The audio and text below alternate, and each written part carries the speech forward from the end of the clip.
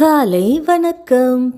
விசுவாசியே நீ பதறாதே, விசுவாசியே நீ கலங்காதே, விசுவாசத்தால் நீதிமான் இன்றும் என்றும் பிழைப்பான்.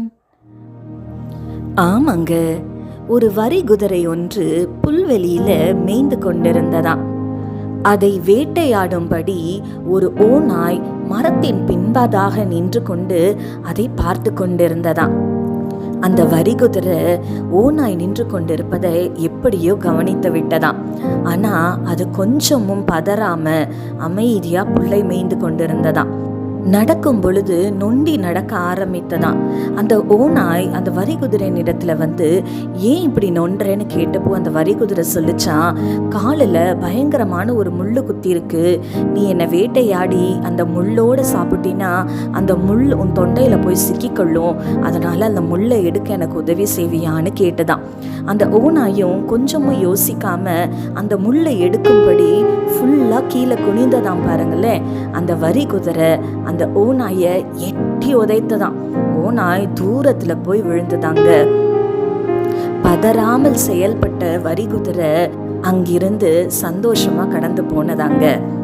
ஆமாங்க, அந்த வரிகுதிரை பதறி இருந்தா கண்டிப்பா அது அந்த ஓநாய்க்கு உணவா இருக்குங்க.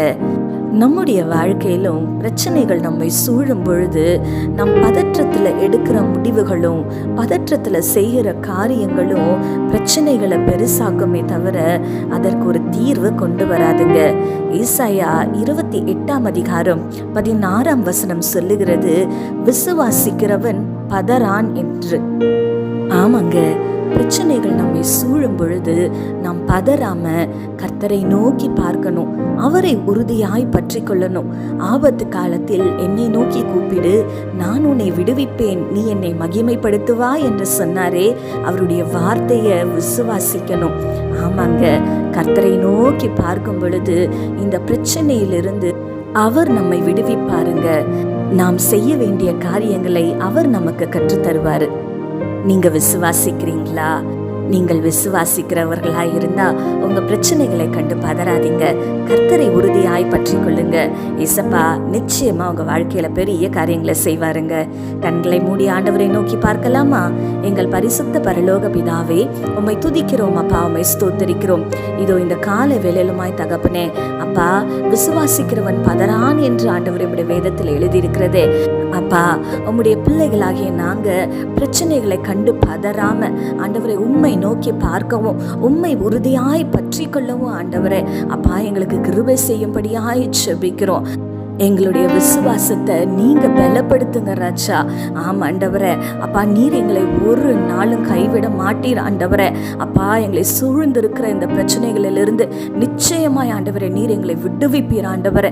நாங்கள் நம்புகிறோம் சுவாமி, விசுவாசிக்கிறோம். உங்களுடைய பிள்ளைகளுடைய வாழ்க்கையில தகப்பனே நீங்க செய்ய போகிற பெரிய காரியங்களுக்காக உம்மை நன்றியோடு கூட துதிக்கிறோம். துதி கன மகிமை யாவும் உமக்கு செலுத்துகிறோம். இயேசு கிறிஸ்துவின் வல்லமையுள்ள நாமத்தினாலே கெஞ்சி மன்றாடுகிறோம் பிதாவே, ஆமீன். இந்த நாள் உங்களுக்கு ஒரு ஆசீர்வாதமான நாளாய் இருப்பதாக. ஆமீன்.